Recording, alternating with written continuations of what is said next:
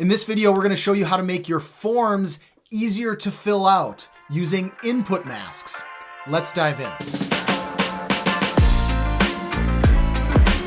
Hi, I'm Kyle, the creator of No Code Collab, a site with tips, tricks, and tutorials for your next no-code project. If you haven't already, please like this video, subscribe to our channel, and be sure to head over to our website where we've got code snippets and other things to help you as you're implementing these solutions on your next project. Okay, so out of the box in Webflow, when you create a form, your form fields, your little inputs are just blank boxes. You can put placeholder information in there, but you can't format the text when people are actually inputting numbers. So say, for example, you want to collect a telephone number. You can put in a nice looking placeholder text that has all the parentheses and the dashes and all that. But once someone starts filling it in, it's on them to add all of that formatting. So what will end up happening is some people will add the formatting, some people won't add the formatting. And so the data that you're receiving is in all of these different formats. Additionally, for the people who are filling out the form, it can be a little bit more confusing. Are they supposed to add the formatting? Are they not supposed to add the formatting? And so it just doesn't provide the greatest experience when you just kind of have an open field where people can write whatever they want. And that's where input masks come in.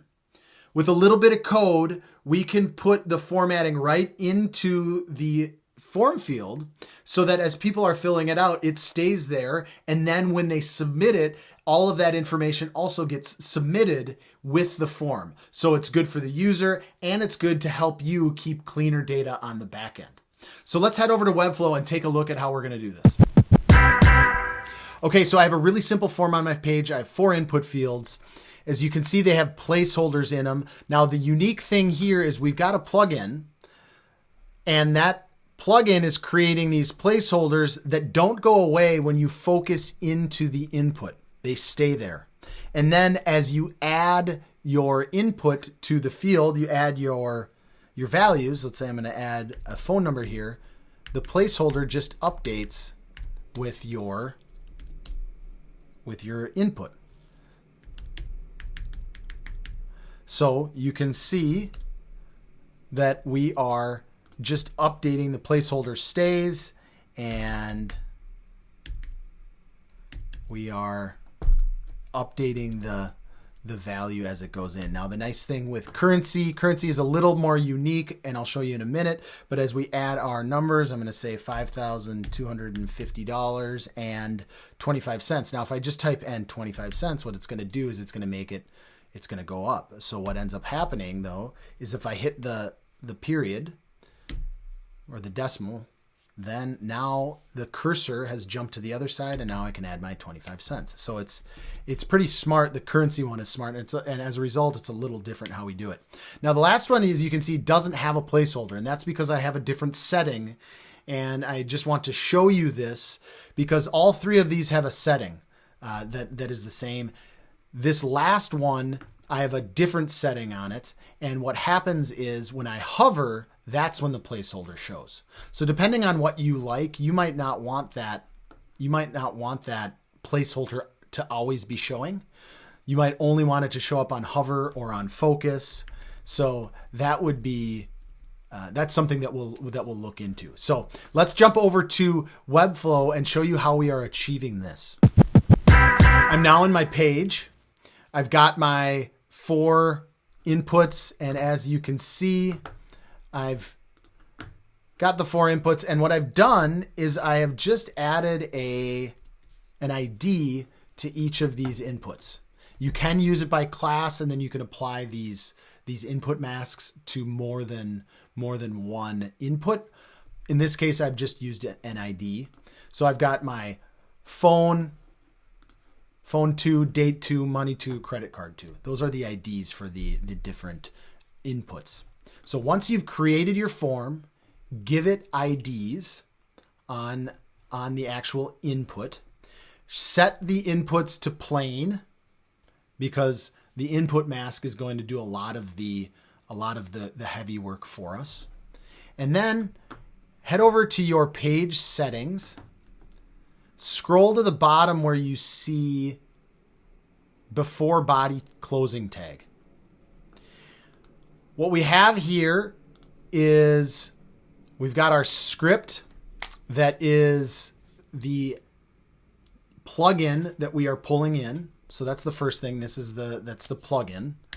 Then below the plugin, we've got our custom JavaScript that we are writing for these input masks. And then we've got a little style because actually on the currency, it always sends the currency to align right justified. And so what we're doing is we're actually going to pull that back over to the left. You may or may not need that. I will include it in the snippet though on nocodecollab.com. So once we're inside of our script, we've got our document ready. This is jQuery that we've now got here, and we've got basically our document ready. So once this document is ready, then start to do this stuff. So the first thing we're doing is we are saying the phone to input. So the hashtag or the pound is indicating that it's an ID. So we've got phone to, input mask is the function. And then what we're saying is we're calling this attribute, this mask, and we're saying the mask that we're trying to collect the information in is this phone number. And you type this yourself. You can change this to be whatever you want. So if you wanted to make this a question mark, you could do that. And then when it's rendering, it'll show a question mark instead of a dash. So you type that in, and so it's very flexible. And then the placeholder attribute is whatever you want to show. So I've used those pound signs again to make it a little more clear instead of using numbers. And I've also matched my placeholder to my mask so that as my placeholder showing and as I'm filling it in, it's not a jarring, it matches. And so it looks like I'm filling in on that placeholder. And then lastly is this clear mask on lost focus. And I've set it to false. Setting this to false means that your placeholder will show right away. It'll always be showing. If you set it to true, like we did on the credit card, then the placeholder will only show on hover or on focus. So if you set it to true, or you could actually just get rid of this attribute altogether. But if you set it to true, then you'll need to hover or focus. If it's set to false, it will always be shown. So that will give us the input mask for our phone. The date is very similar. All I've done is I've said, I want to collect the information and the input field in this format. I'm using nines because nines is tells the plugin to collect numbers. So I'm using nines to collect numbers, and then I've got these other characters to indicate how I want to collect it. I've got my placeholder image, which is month, day, year. The month, day, and year is not actually, there's no smarts behind that, so it's not going to require or force a person to only put in months. They could actually put in 99 as their months. So this is just the placeholder, and because we're using the mask this way, we're allowing them to put in any number. They technically could put in a date that doesn't exist. And then I've also got my clear mask on lost focus. So this means that it's going to be showing when the page loads. Lastly is our credit card input mask. Again, same thing. The only difference here, and I might want to update, I would maybe change this to be something that's more along the lines of maybe we want to do stars to indicate that we want 4 numbers, because as I was filling it out, the numbers, I was getting confused as to what was the one I had filled in versus what was the placeholder. So putting more of a symbol is probably going to make that easier for me to understand what's being filled in. And then I've got the clear mask on lost focus. Let's make that false because we want to show that when it opens up. So those are the first 3. The one that I've pulled out here, the money one, is a little different because there's some smarts going on with the money input field. We're using this thing called an alias. And what an alias does is it's got smarts built into it so that you don't have to create the mask or the placeholder or anything like that. it's kind of, it's already baked in. So we've got our alias of currency. We've got our prefix, which is the dollar. If you wanted to use a different currency, you could do that. And then you would just swap that out if you had a pound, British pound or euros or something, or pesos. You could do that there. And then clear mask on lost focus. I've set that to false because I want that to show up as well. So that's what we have going on here. I will also include in the tutorial article a link to the actual plugin GitHub repository where you can see more of the settings that you can use. These are probably the most common, and so that's why we're doing them here, but you can go check out the settings in the repository. Lastly, I did include that style so that the currency was not right aligned, but left aligned. So I targeted the money input, and then I said text aligned, and I had to add this important because the script is actually trying to right align it. So when I throw in that important, I'm kind of overriding that.